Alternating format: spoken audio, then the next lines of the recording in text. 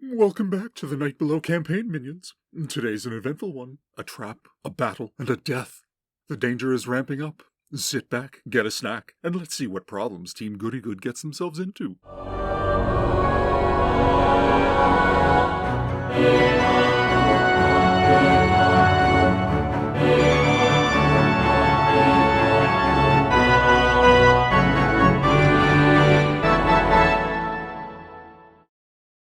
As is our fashion, the action is recreated using the Order of the Stick Monster for Every Season cutout minis.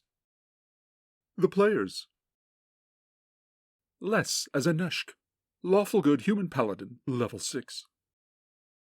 Dave as Lee, Lawful Good Human Monk, level 6. Grant as Kindreth, Neutral Good Half-Elven Fighter Cleric, level 4/4. Ron as Callus, Chaotic Good Human Ranger, level 4.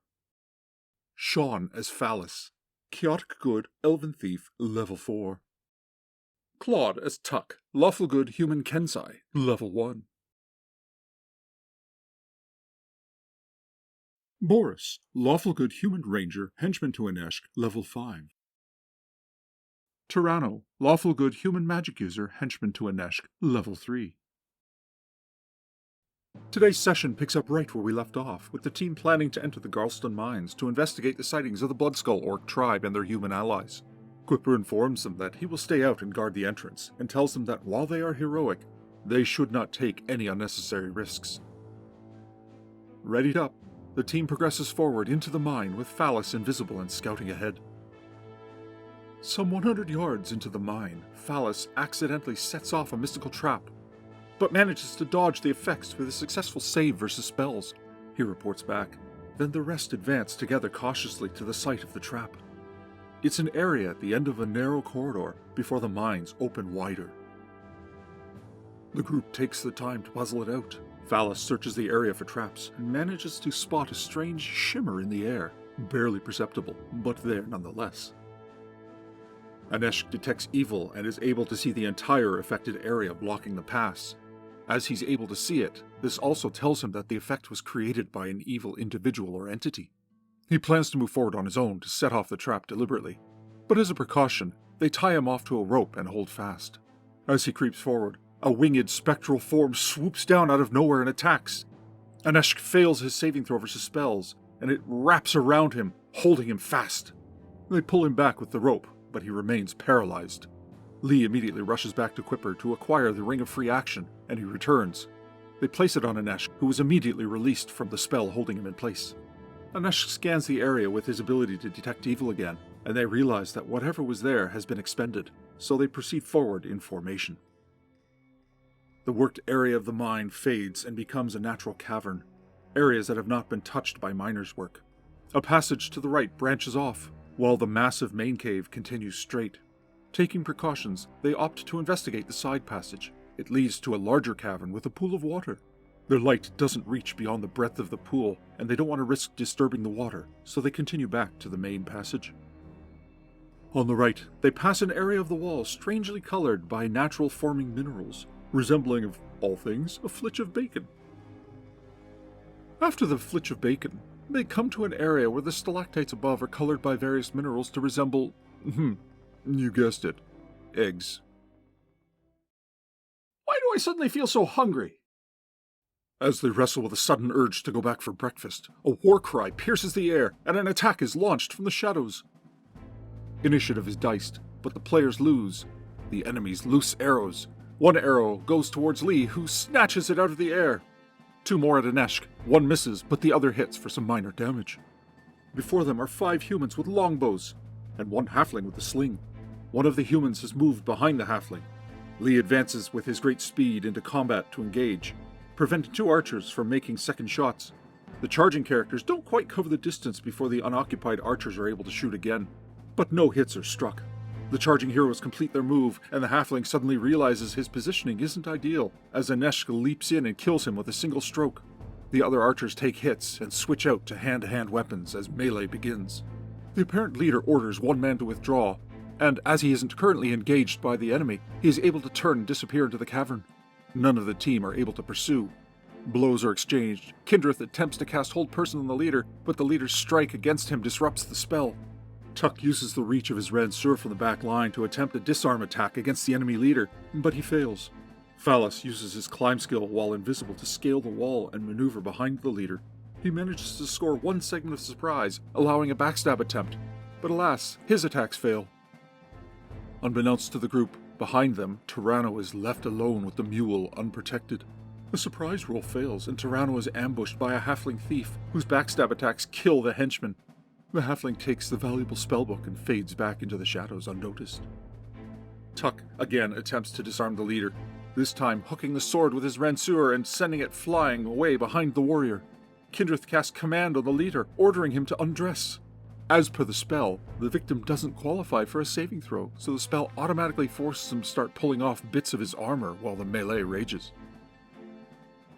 In the following round, the leader clicks his heels and with blinding speed withdraws from combat, scooping up his sword as he goes. Tuck disarms another warrior with his Haranshire, while the others continue the barrage. Though they get some meaningful licks in, the ambushers fall to the team. Aneshk immediately rushes in the direction of the leader, coming to a vast cavern with a veritable sea of stalactites overhead. Aneshk doesn't pursue further until the team is ready. Catching their collective breaths after the fight, they discuss returning to report what has happened, but decide to press forward. Returning to the mule, they discover Tyranno's body and the missing spellbook. There is talk of finding the ones who did it, but surmise that they are long gone, possibly down that side passage with the large body of water. But they will keep an eye on their rear flank as they go forward.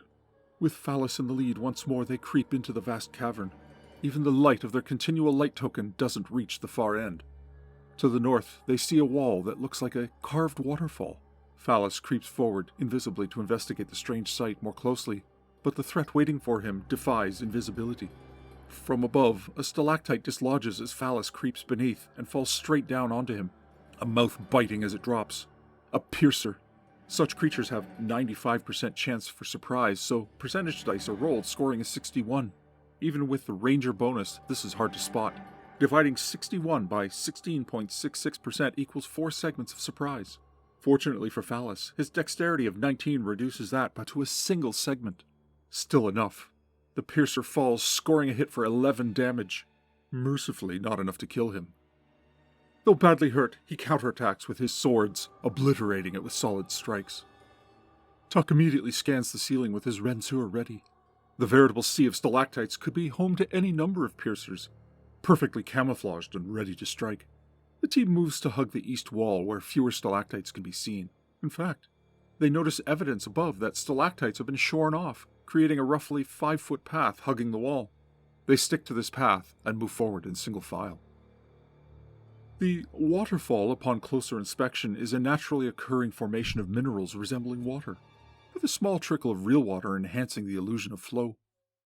Natural underground beauty, but of no further interest to the group. Beyond this, a passage north which leads to a massive sinkhole. Up above, they can see that it clearly reached the surface at one time, but miners have since blocked it up. They note that the supports and beams are old, and a creak is heard suggesting that its integrity might not be the most sound. Tons of rock and rubble ready to rain down at a moment's notice. The sinkhole continues down, however, and an iron-bracketed ladder is affixed to the cave wall, descending. They toss a torch down to get an idea of how deep it goes, the bottom being about 40 feet down from their position. It is at this point they feel it's worth retreating to report, as well as heal from their battle.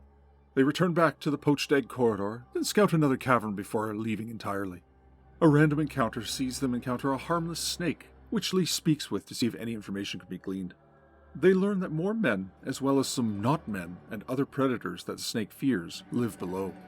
Before the team withdraws to report to Quipper, they loot the bodies of the men they killed. They find various items, including a signet ring with a J. They wonder if it belonged to a woman they heard was kidnapped, but can't remember her name. Back outside, Quipper confirms that a girl named Jelenith was taken over a year and a half ago, when the abductions first started. They plan to return the ring to her parents or fiancé to confirm it once they return to Millbourne. In the meantime, they are determined to clear out the Garlstone mine of the men, and after 2 days of rest and healing, they form up, ready to march back into the mine and descend to the lower level. The session ends there.